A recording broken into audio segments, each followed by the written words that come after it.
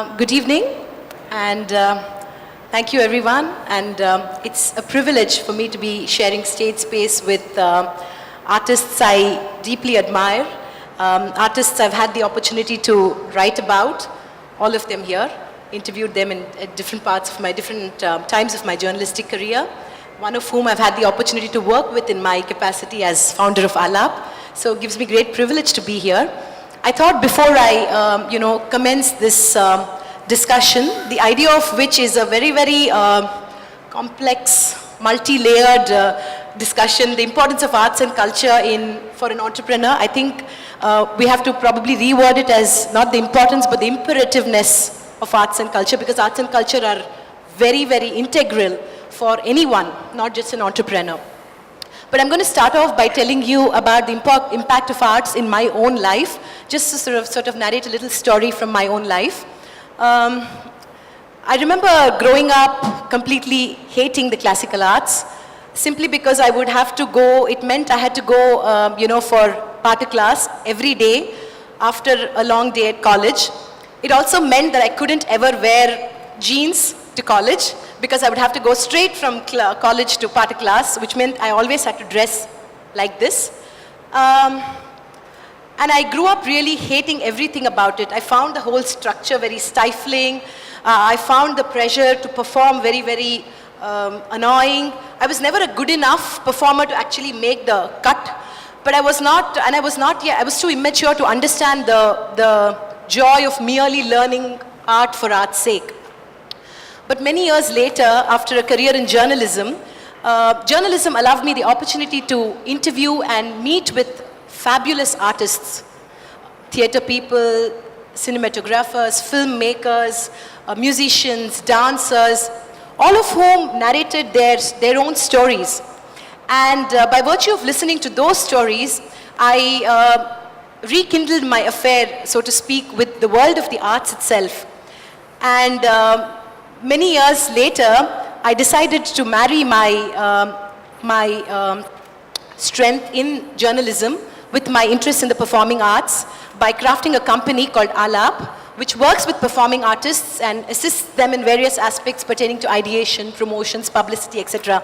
And just to sort of cut a long story short, I have not, in the last 5 years that I've had Alap, not a single day has gone by when I've not thanked my mother for exposing me to the world of classical music, because it opened up in my head like an array of possibilities. And I think that is really what we are here, in a sense, to discuss and talk about. I think Satish told us that he wanted to hear from each of them about the importance of arts and culture for an entrepreneur. And I thought we could look at this from two pairs of lenses. One, from the point of view that all of them here are artists who are, in a sense, entrepreneurs, not in the truest sense of the word. So, and also the fact that as entrepreneurs, what influences from the arts do they draw upon to do the work that they do? I also thought about this morning that all of them, in a sense, have many identities within themselves. Vetrimaran really needs no introduction, but he's writer, producer, director. Mathivanan is actor, director, writer, and the founder member of Stray Factory, a theater company. And Karthik Iyer, of course, is a violinist, vocalist, composer, and the founder of a band called the Karthik Iyer Live. So I'm going to kickstart this discussion by asking Mati to tell us about how these multiple identities reside within your personality, and what is the interplay and the relationship between these very, very different dynamics.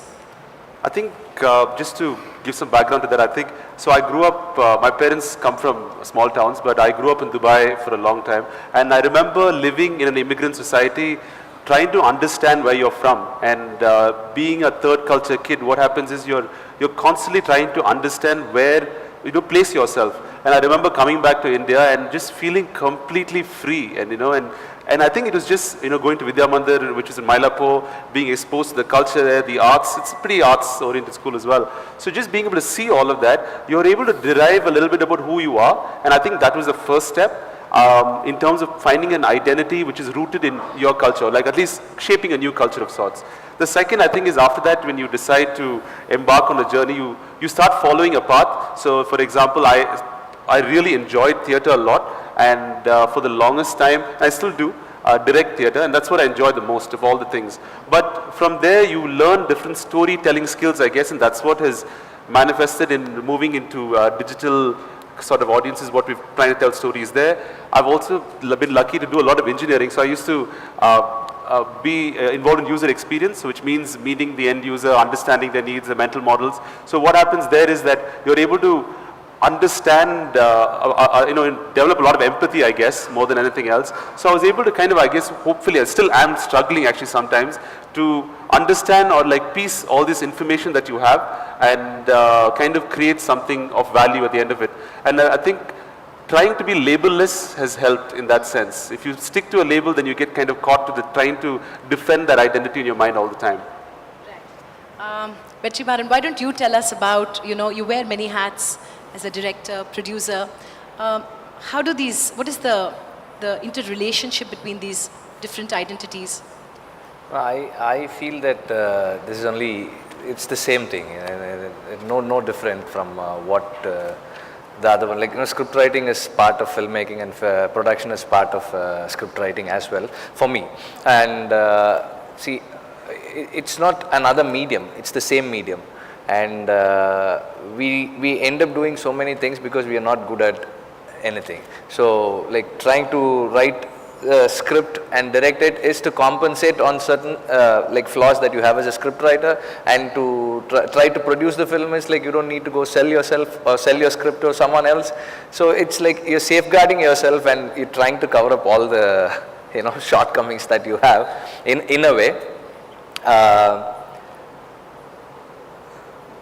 But being a script writer is more of being connected with the world that you live in. Like, that is where you take life and you put it into one shape, and then from there everything goes from there. It starts from there. So being a script writer is more has got more to do with the life and world, I guess.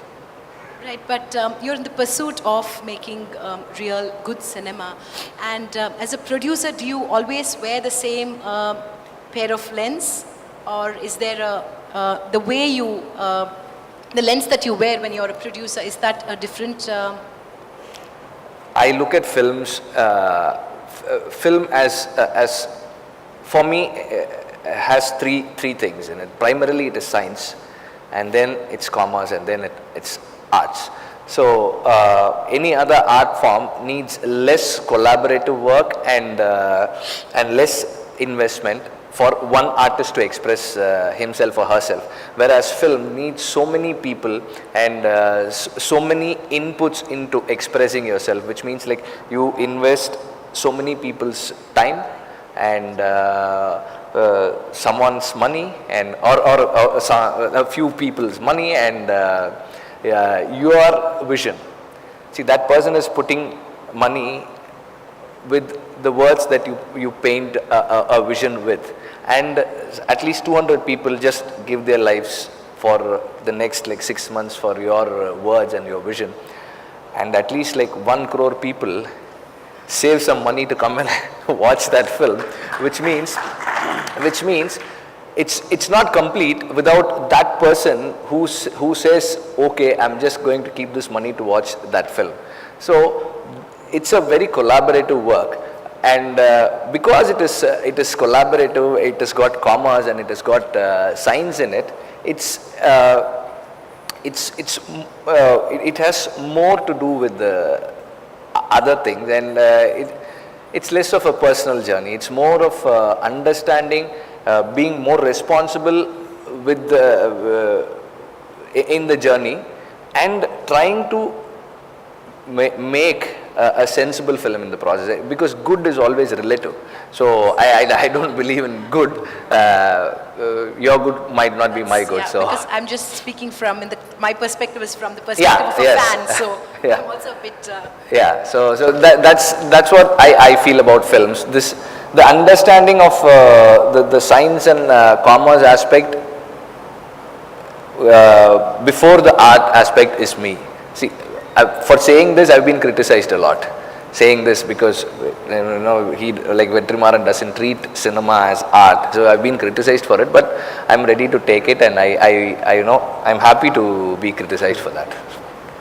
Thank you. Karthik, tell us about your journey. Are you, a musician, but to put together a team of musicians, freelancers, different kinds of musicians who play different instruments, and to keep a band alive, the logistics involved in it, and to enable experiences and make it a touring experience across the world. Surely it mustn't be very easy, being also thinking, wearing the thinking hat, and to create music. Tell us about that journey. I think it's a step-by-step process. 5-6 years ago, I was a freelancer musician myself. When life was very simple, I just used to show up whenever I needed to play a concert, or show up at a practice when we needed to rehearse. But then when I started the band, when we started working on Indo Soul, it was like 10 things at once. I had to handle the finances, I had to handle the musicians in terms of what we needed to do. I had to provide the whole vision for the whole music. It's very different from being just a freelancer, where you just need to perfect your art, and you need to have enough diversities and versatility so that you show up, and whatever is asked of you, you deliver. So for me, it was rather like to look at the importance of entrepreneurship in arts and culture. So it's a step-by-step process. I've learned a lot along the way. I think the most important part of what I do is the collaboration, the collaborative nature of getting an outcome which is sort of uncertain to begin with, but through the inputs of different musicians. Also, as Vetrimaran said, there's a lot of people who go into making one product, and so for me, it's to have a balance in terms of handling the music, being a musician yourself, and having the vision and taking everybody along with the vision that you've put yourself, as in that you have in your mind. So I think it's a bit of everything, and then it's a step-by-step process. Every year there's something new that's happening, and you try and reach that goal. But does that bother you? You spoke about how, like, sometimes something is expected of you, and you show up and you deliver, right? As a creative artist, that I suppose can sometimes be a bit, stifling. Does that bother you sometimes, that you just sometimes have to literally just do what is asked of you in some sense? No, one of the reasons I changed, I always wanted to have my own music, sort of create everything, is even as a freelancer, when I was expected to do whatever you're saying, is that I always thought there was sort of an inner music. I had a yearning to sort of create my own music. So now with my band and the music that we make together, I feel like I have a control, or rather I feel like there is a direction of where the music should go. That's something that's there in my mind, and I'm able to, it's like an open canvas. So between the musicians and myself, each one of us draw on the canvas, and it gives me a lot of control to create a product that I would like to. I like the freedom that I get. So I'm very happy I made the move from being a freelancer to getting my own band. So it's a bit of musicianship, what you want to do and what you've learned, the technique and what your style is and all that. But then the control that one has, to create something that's there in his mind, that's something that's very interesting for me.